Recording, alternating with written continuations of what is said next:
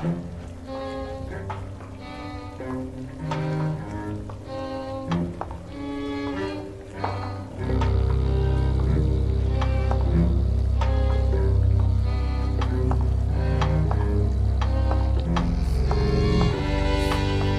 hello. So good to see you again. Always a pleasure to have your company. Welcome back to the Gallery of Curiosities. I remain, as always, your humble host. All's good. As Valentine's Day is just past, I thought I would prepare 2 exhibits for you this evening. One for those who are fond of the holiday, and the other for those who are not. If you're a fan of Cupid and all things romantic, then this is the episode you want to listen to.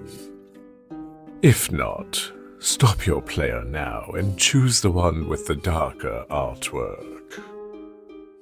I'll wait.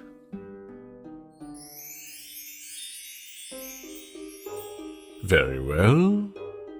I shall begin. This story comes to us from author Julia LaFond, who got her master's in geoscience from Penn State University. Her fiction has been featured in venues such as the Martian Magazine, Etherea Magazine, and 13 Podcast. In her spare time, Julia enjoys reading and gaming. It will be read for us by Ms. Jasmine Arch. Coward's Corsage, written by Julia LaFond, narrated by Jasmine Arch.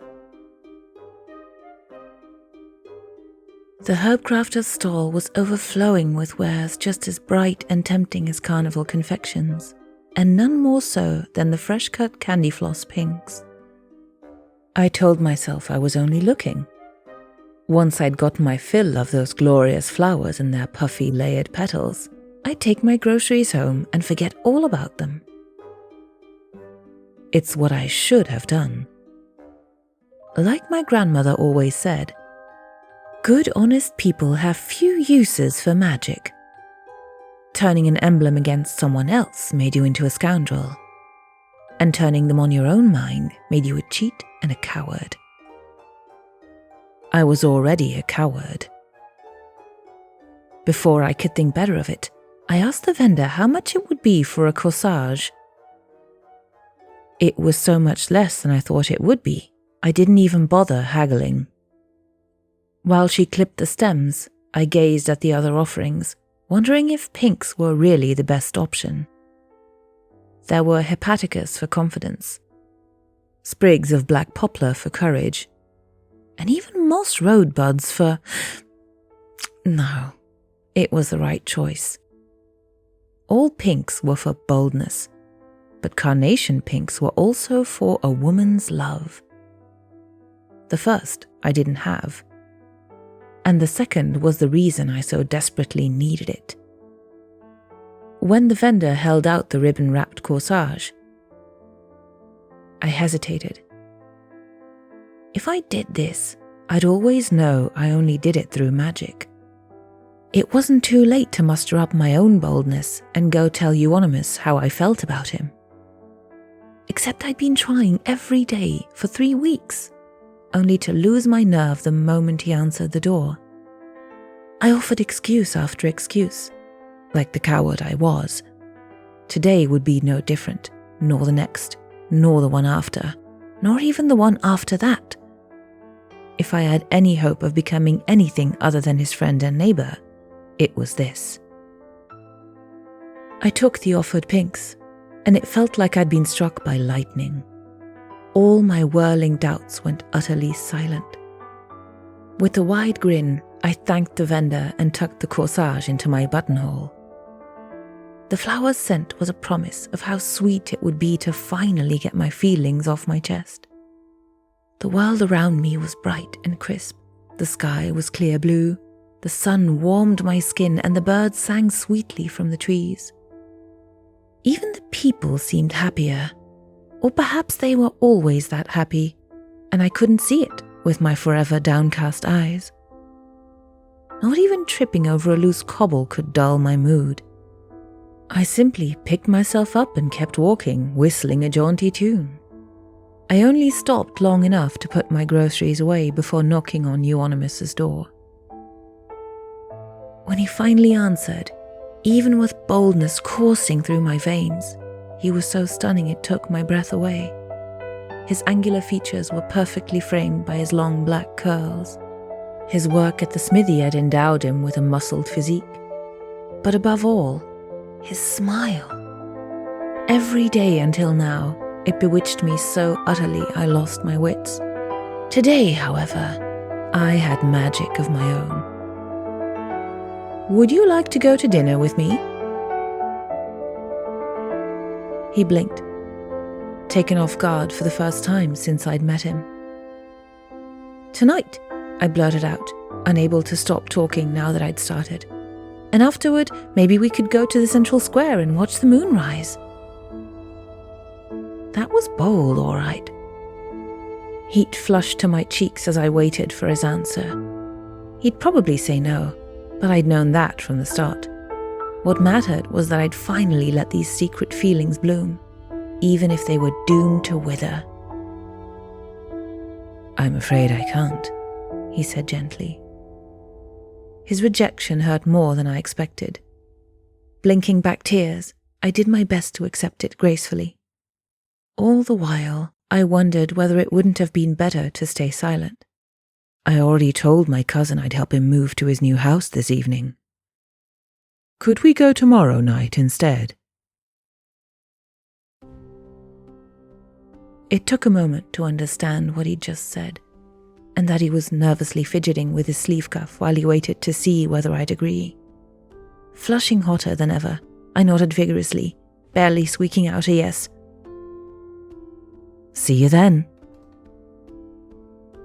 With one last smile, he closed the door. Alone again, my wits came rushing back, as if I'd woken from a dream. I could scarcely believe it wasn't a dream. I'd finally done it, and even better, he said yes. Remembering how I'd done it, my smile faded, though I couldn't bring myself to be sorry. It was probably best to take off the corsage before I got used to it. My searching fingers closed over an empty buttonhole.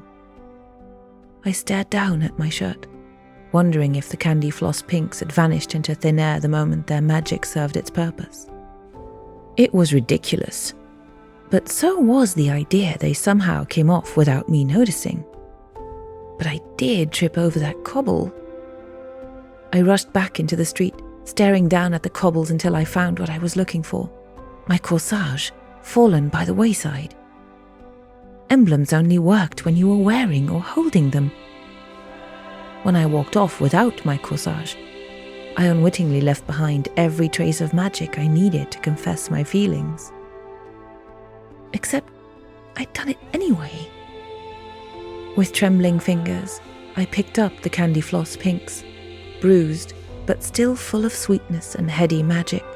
I carried them home, carefully putting them in a vase on the windowsill, where they could remind me of the love and boldness I carried together within my heart.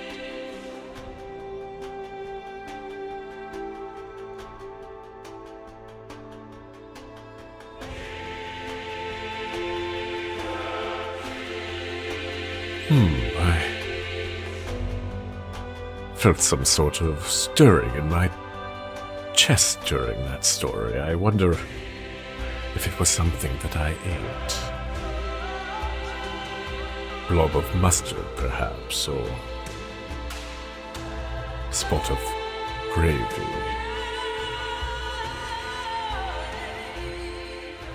At any rate, this evening's reader was Jasmine Arch, a narrator, writer, and poet whose brain thrives on chaos and caffeine. She lives in a rural corner of Belgium with 4 dogs, 2 elderly horses, and a husband who knows better than to distract her when she's writing. Find out more about her and her work at jasminearch.com. I suppose I should go and update my Tinder profile, at least with a photo taken this century. Or last century. It's just not the same without those sulfur fumes. Anyway, do take care and come visit us again next time at the Gallery of Curiosities. Gallery of Curiosities is produced under a Creative Commons International 4.0 non-commercial attribution, no derivatives license. Story copyrights remain with the authors. Our theme song is Ashes Ashes by Deus Ex Vapora Machina. If you like the show, give us some hearts and flowers on iTunes or your favorite podcatcher. This episode was produced in February of 2024. For full show notes, visit us online at gallerycurious.com.